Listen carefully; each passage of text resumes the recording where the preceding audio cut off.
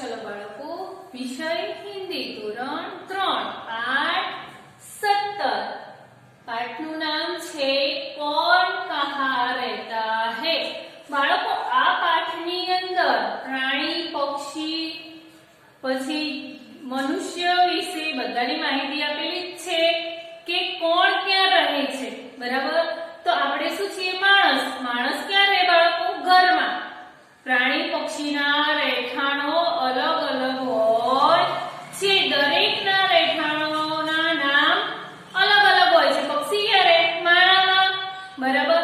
સાપ, ઉંદર એ બધા ક્યાં રહે?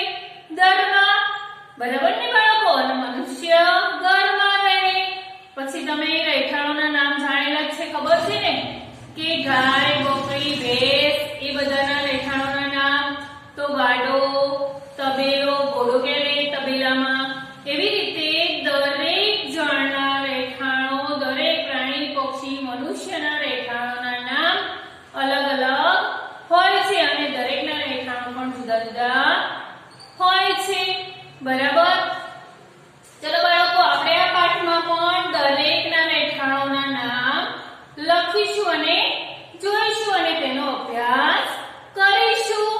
એટલે આ પાઠમાં છે કે કોણ કહા રહેતા હે, એટલે કોણ ક્યાં રહે છે। ચલો આપણે પહેલા એના શબ્દો જોઈએ।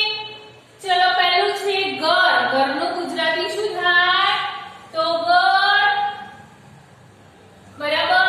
જંગલ, ઘણા જંગલી પ્રાણીઓ તો જંગલમાં પણ રહે ને બાળકો, તો જંગલનું ગુજરાતી જંગલ। પાણી નું ગુજરાતી પાણી, બરાબર। ઘણા પ્રાણીઓ જળમાં પણ રહે છે, એટલે કે પાણીમાં પણ રહે છે। માછલી છે, મગર છે, એ બધા ક્યાં રહે? પાણીની અંદર, બરાબર। પેડ, પેડ એટલે વૃક્ષ અથવા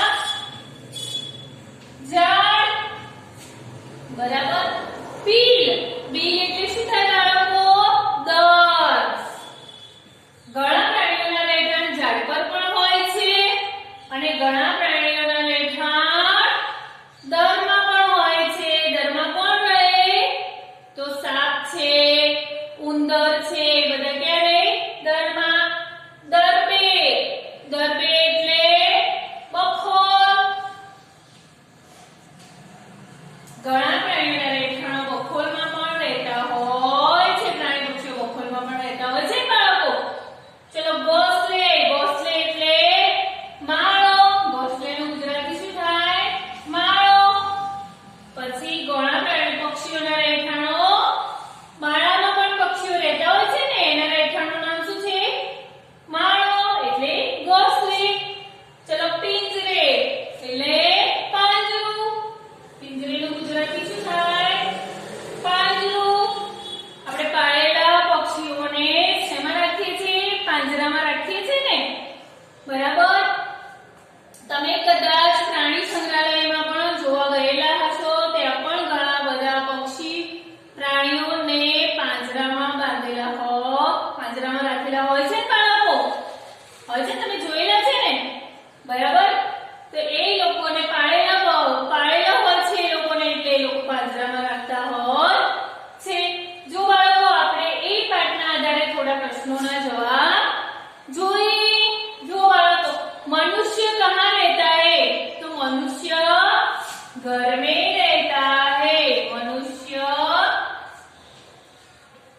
घर में रहता है। બાળકો પ્રશ્ન લખો તો પ્રશ્નાચિહ્ન ફરજિયાત કરવાનો હિન્દીની અંદર અને એનો જવાબ લખો તો ખડી પાઈ, આને શું કહેવાય? ખડી પાઈ એટલે ઊભી લીટી ફરજિયાત કરવાની, બરાબર। આ જવાબ પૂર્ણ થાય એટલે આ લીટી ફરજિયાત કરવાની, આ લીટીને શું કહેવાય? ખડી પાઈ, બરાબર। આપણે ગુજરાતીના પ્રશ્નોના જવાબમાં પ્રશ્નમાં પ્રશ્નાચિહ્ન કરીએ અને પ્રશ્નનો જવાબ પૂર્ણ થાય ત્યાં પૂર્ણ વિરામ કરીએ છીએ। એવી રીતે હિન્દીમાં પ્રશ્નનો જવાબ પૂર્ણ થાય એટલે આ ખડી પાઈ ફરજિયાત કરવાની રહેશે। ચલો બાળકો, મગર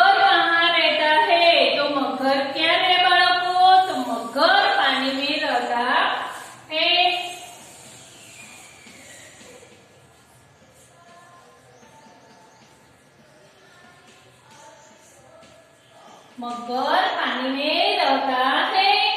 हाथी कहाँ रहता है? तो हाथी નું રહેઠાણ શું છે? જંગલ. શું છે બાળકો? જંગલ. તો हाथी जंगल में रहता है। बंदर कहाँ रहता है? तो बंदर क्या रहे छे बाळको? तो बंदर पेड़ पर रहता है। पेड़ पर रहता है। बराबर. चलो प्रश्न नंबर 5. तोता कहाँ रहता है? तो तोता એટલે પોપટ. તોતા એટલે પોપટ. પોપટ ક્યાં રહે છે? તો તોતા पिंजरे में रहता